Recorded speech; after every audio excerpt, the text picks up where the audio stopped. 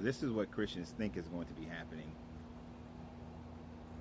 but this is what they're actually going to be doing according to their book, according to Revelations. They're going to be around the throne praising this God daily.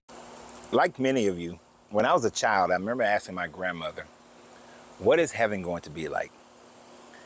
And she told me that heaven is going to be like church all day. We're going to be in church praising God all day long, just praising God, praising God, praising God.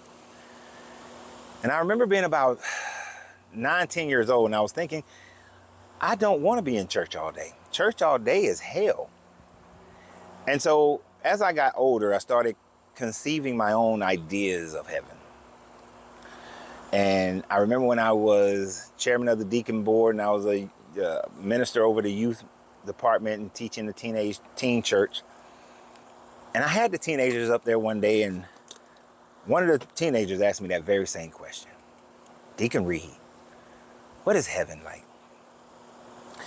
So I had them do an exercise. I said, I want y'all to write down all the best, if you had heaven, because according to the Bible, that there are many rooms in God's mansion, or there are many mansions in God's mansion, but you got your own room. And I had seen the movie What Dreams May Come, which was a great example of many rooms in his mansion and everybody having their own room, and everything in the room is based on that person.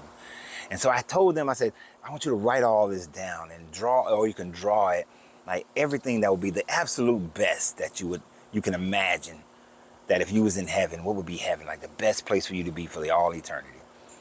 And they were doing things like having ice cream and roller coasters and driving cars and, just whatever their imagination could come up, having superpowers and able to fly and all this sorts of thing. They were teenagers. It was, 13 up to 18 or 17. It's 13 to 17. And so that's what their imagination was taking them. And at the end of it, I said, it's better than that. It's better than that.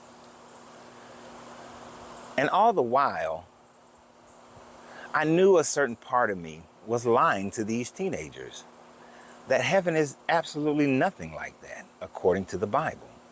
That according to the Bible, that you'll have the cherubim flying around the throne of God, screaming, holy, holy, holy, constantly, just for eternity. You're a cherubim, and all your job now is just to fly in a circle, screaming holy. I felt bad for the cherubims.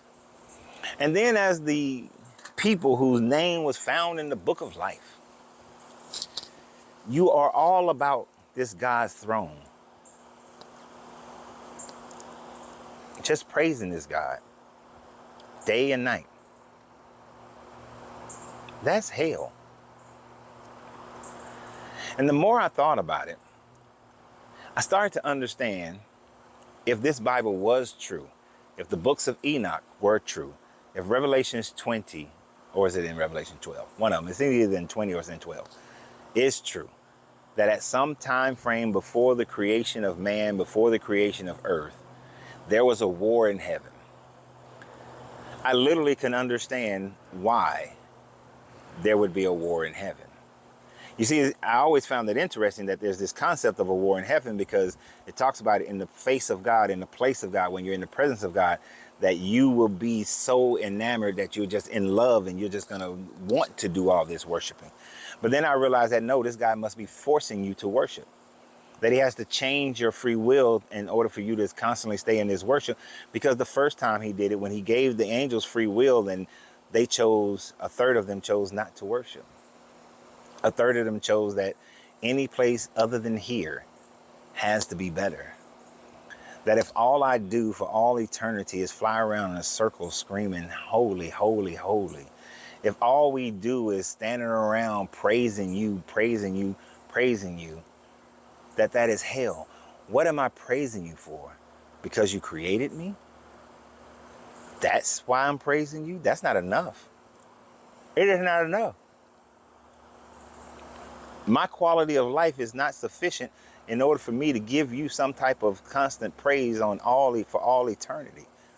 You're not that great of an entity if that is what you have decided. So, no, I would war against this God. if this God is foolish enough, if this God exists, first of all, and is foolish enough to allow me up there, then he already knows there will be a second war. And by damn it, I'll be the one that started. But I want to hear what you guys think. So always remember, you have to free yourself to be yourself, because your greatness is non-negotiable. Good journey, good vibrations.